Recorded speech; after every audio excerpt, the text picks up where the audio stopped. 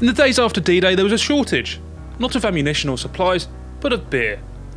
Local French cafes offered mostly cider or worse, and British soldiers longed for a proper pint.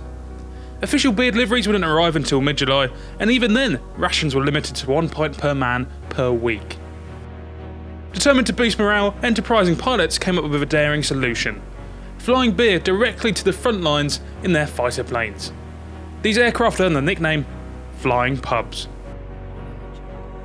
Starting on the 13th of June, some Spitfire Mk.IXcs from RAF Tankmere were fitted with 45-gallon drop tanks that were steam cleaned and filled with ale from local West Sussex breweries.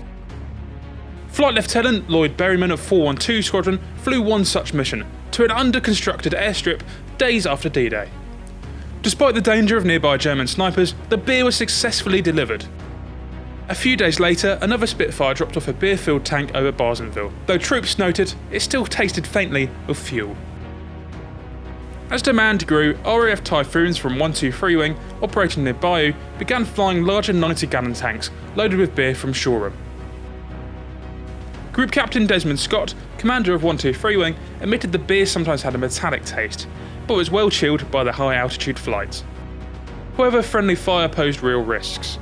Typhoons were occasionally mistaken for enemy aircraft, leading to the loss of beer tanks jettisoned into the channel. Crews later started strapping full wooden barrels, about 18 gallons each, directly to Spitfire's bomb racks, creating what became known as the beer bomb. Polish manned 131 Wing pioneered the tactic, flying barrels under Spitfire Mk.IXs from RAF forward.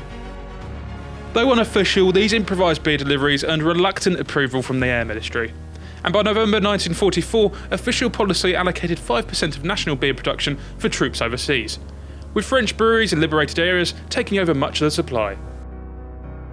These flying pubs remain a symbol of British ingenuity and morale boosting during the war, turning fighter aircraft into airborne couriers of comfort, delivering a taste of home to soldiers on the front line.